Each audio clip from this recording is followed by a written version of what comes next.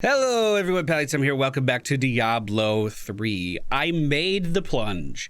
I committed to running a different build, and my god, when I first started playing it, I thought I made a gigantic mistake. I did not have enough cooldown reduction on my gear at all.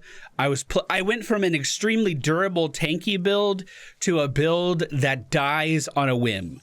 This is a T16 Rift. We've done plenty of these before. Look at this one projectile. Almost fucking dead. Almost dead. In fact, we did die. It procced my cheat death from that one projectile.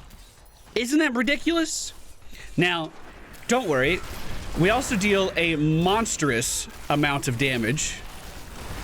That was a casual 311 billion hit on someone that was just fucking minding their own business.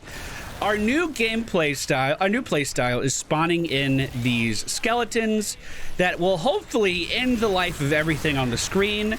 At the same time, we are trying to freeze every enemy that we possibly can to, number one, stop them from fucking attacking us, but also to apply our damage multipliers and really just start to ramp up our damage to a completely different level.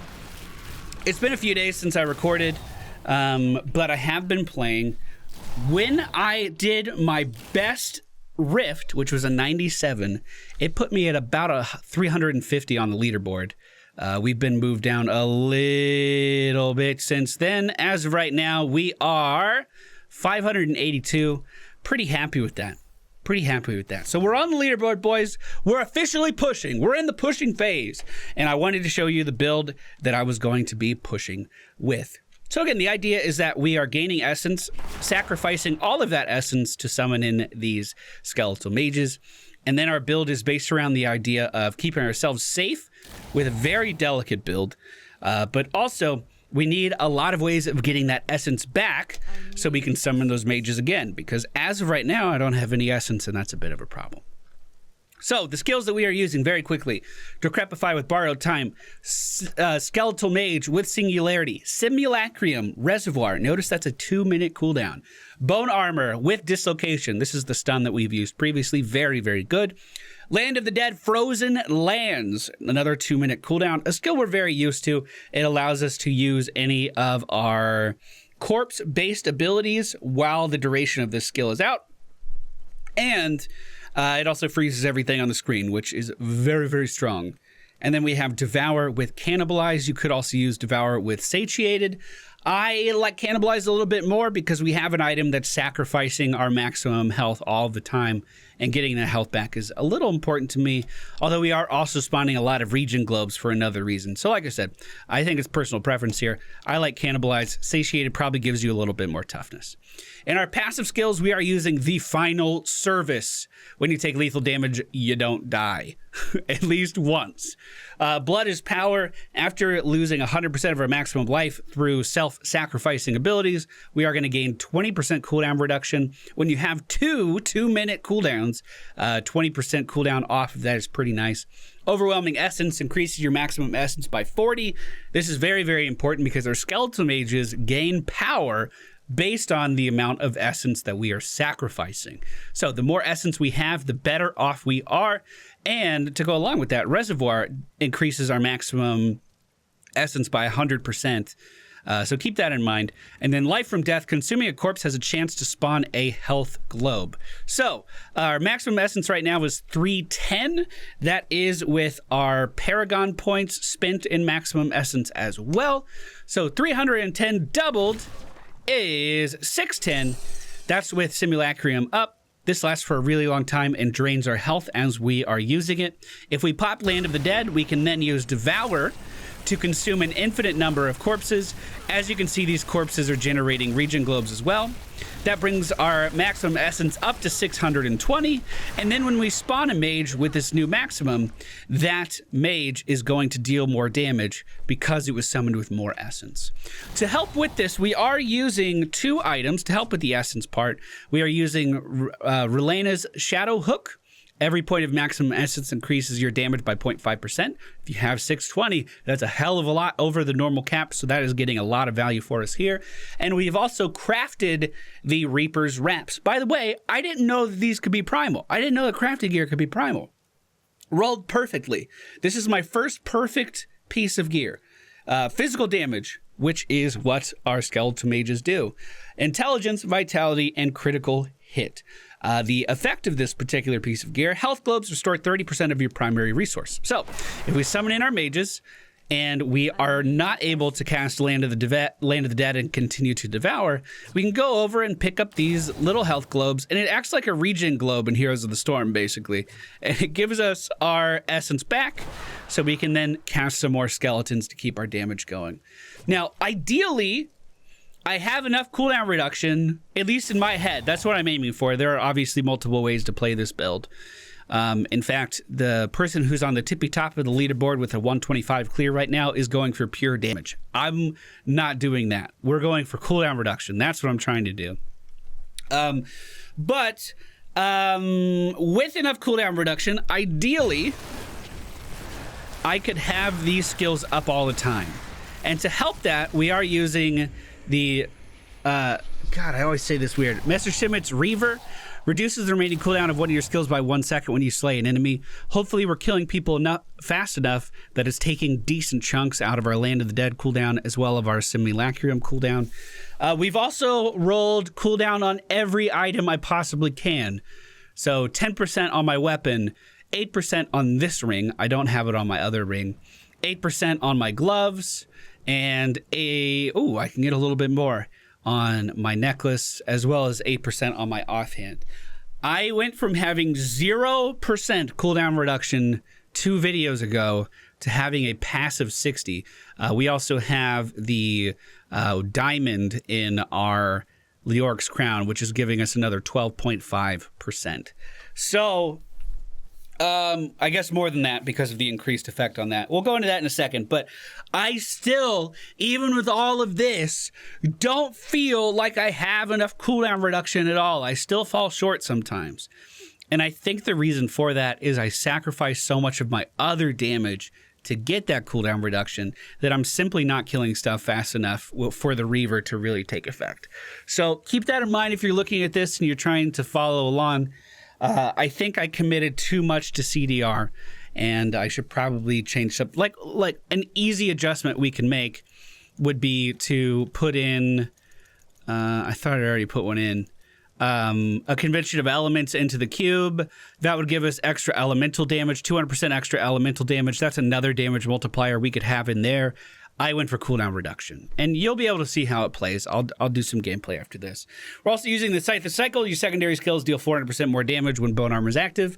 Bone Armor is going to be active all the time, so our skeletons just deal more damage. From top to the bottom, for our gear, we are using Leoric's Crown. Increase the effect of any gem socketed into this item by 95%. This effect does not apply to legendary gems, because legendary gems only work in your amulets and rings. So we're trying to get as much cooldown reduction as possible. This seems like an obvious choice.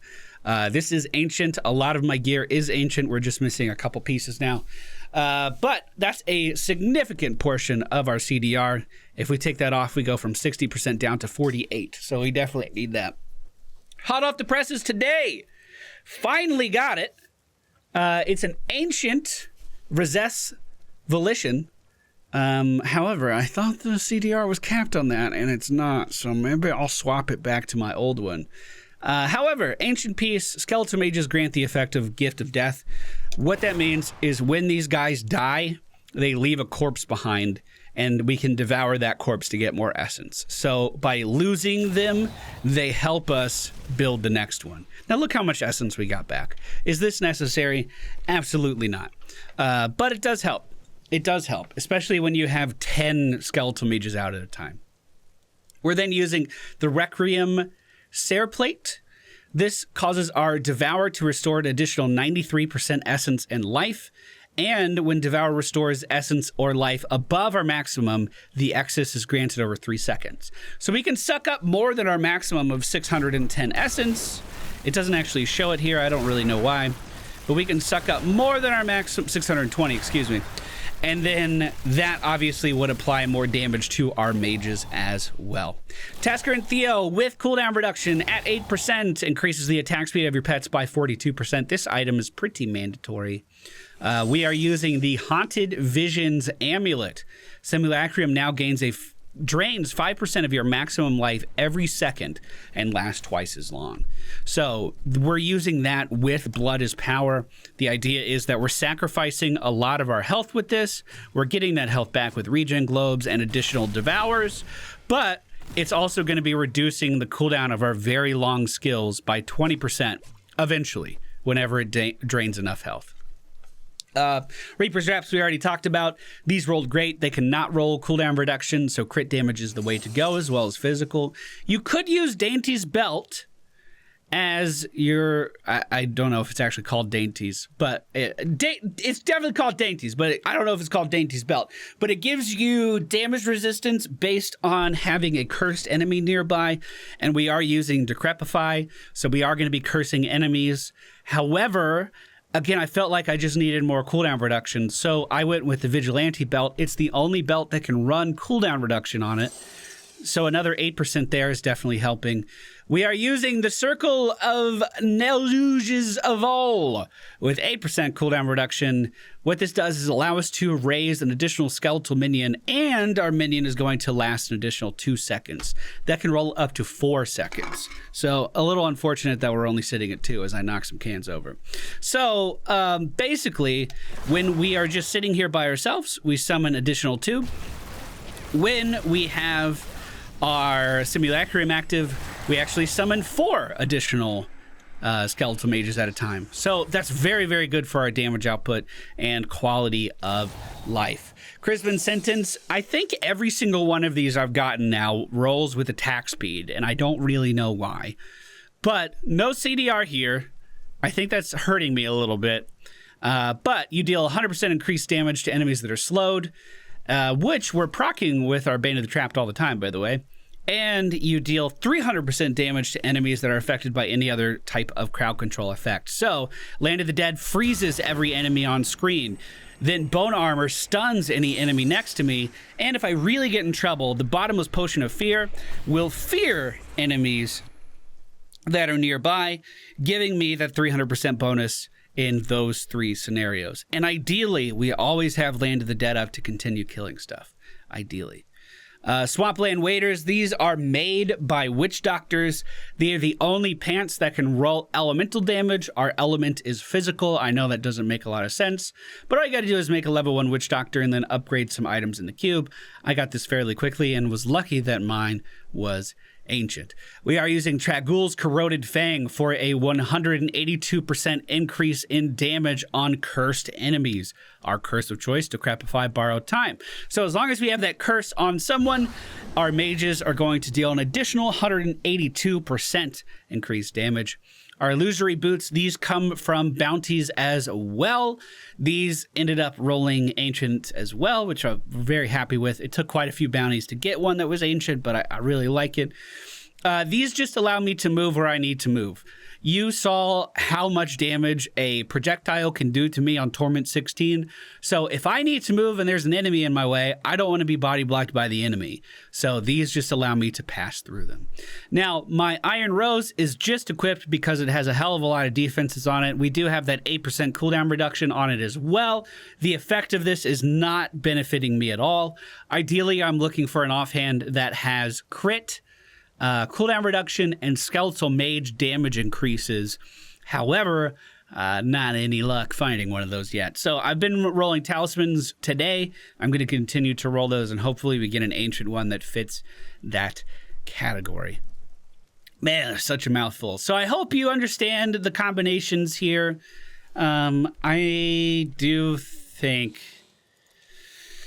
So here's the conundrum. Here's the problem that we're dealing with. I don't know where I put that old piece of gear that I had. If we have an ancient item on, our Greater Gems. Legacy of Dreams did max out at 99, feels really good. Cannot level this anymore. 375% damage increase for each legendary item that we have, and double that effect for an ancient item. Did I break down the other one? I'm actually going to be real sad. All right, I guess this is the one we're using. And the Enforcer increases our pet damage by 43.5%. Your pets also take 90% less damage. I'm actually using my pets to eat a lot of the projectiles, so that's pretty important. And then the Bane of the Trapped, increased damage against enemies under the effect of crowd controls by 43.5%. All of those stack pretty nicely. Let me run a rift and I can show you what it's like. But before we do that, I wanted to apply my very first augment. It's a big moment. I did get my Wreath of Lightning up to 92. I don't think I want to take it up anymore. It's being a little bit tedious to level at this point. But in case you didn't know, there is progression at the end of the game past just getting better gear. You can do these things called augments to make your gear even better, which is what we're going to try to do. So I think I need 27. So I crafted up 3 max level flawless topaz. I'm going to take my Reaper's Wraps because they're primal and I'm not going to be replacing those. And then put in our Wreath of Lightning as well. And if we transmute this, it'll apply an intelligence buff to our armor based on the level of the greater gem that we're applying and based on the type of gem that we're putting in. So unless I royally fucked this up, we now have a 460 intelligence bonus added to this, which if you apply that to every piece of gear is actually quite a bit. This is a primal piece of gear with 650 intelligence on it, and we already added in another 460. That should be a pretty big DPS increase. That is what we're going to be focusing on now. Getting these augments to further enhance each piece of gear, especially the ones that we don't think we'll be replacing soon. Like my Tragul's Corroded Fang. I've had that since the beginning. So I'm going to run a 75. Something that should be relatively easy. So you can see how all of this gear plays in together. And then in the next video, this one was very explanatory. I know, I'm sorry if that wasn't what you were into. In the next video, we'll try to push for that 100. That was my goal. I think we can actually do it. It's just, we got to be very careful, very delicate. This build requires so much more focus than what I was doing before.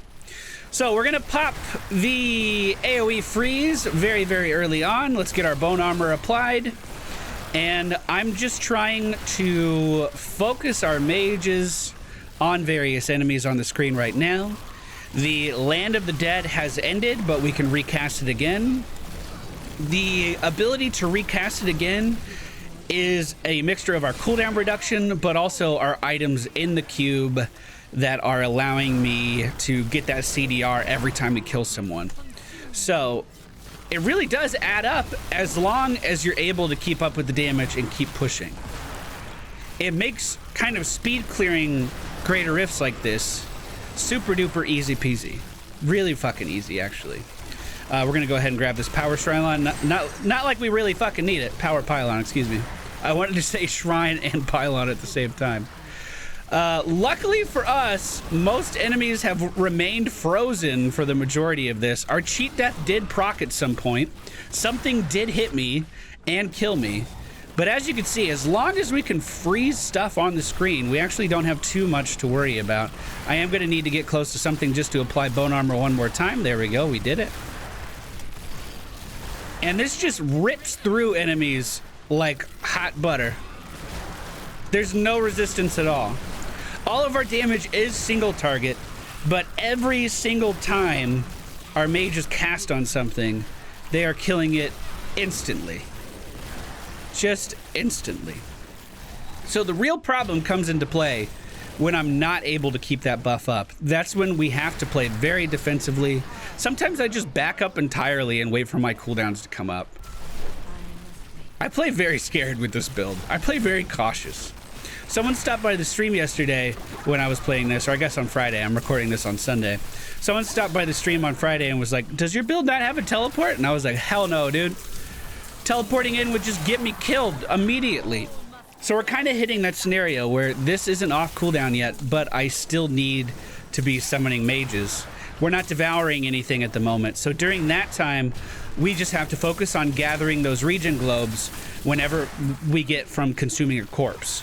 And that's how we continue to fund the mages outside of that Land of the Dead window. Again, we're coming up to that right now. So it's just going to be small curses, regen globes when I can, Land of the Dead's back up, we can start devouring and keep summoning in mages.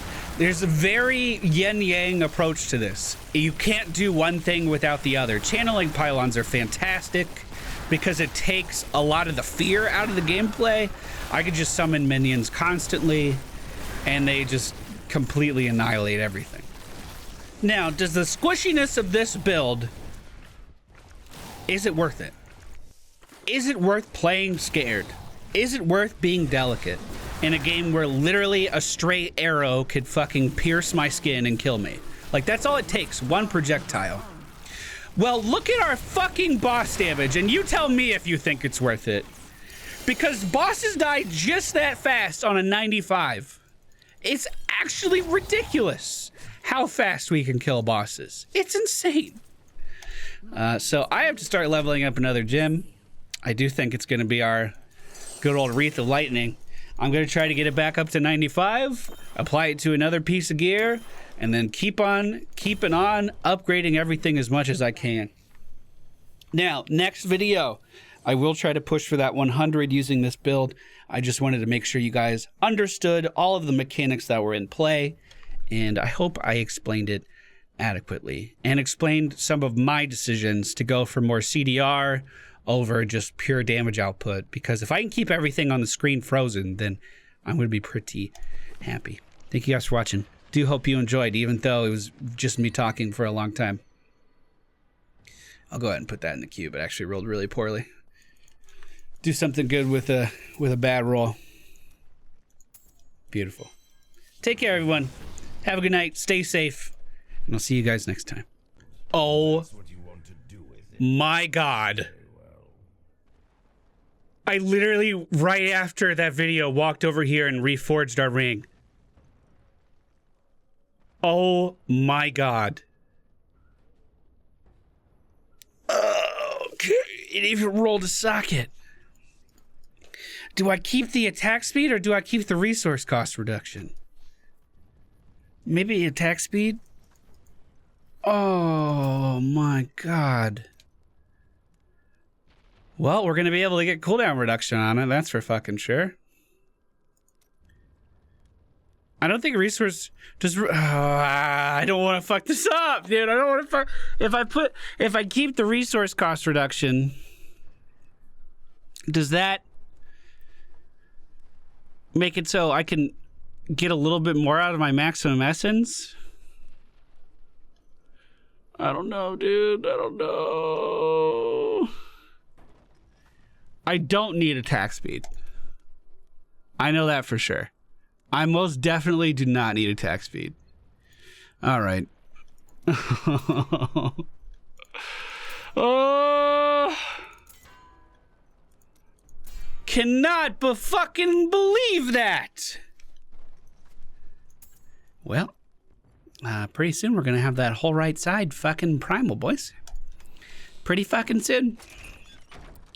We'll go ahead and put that gem over there.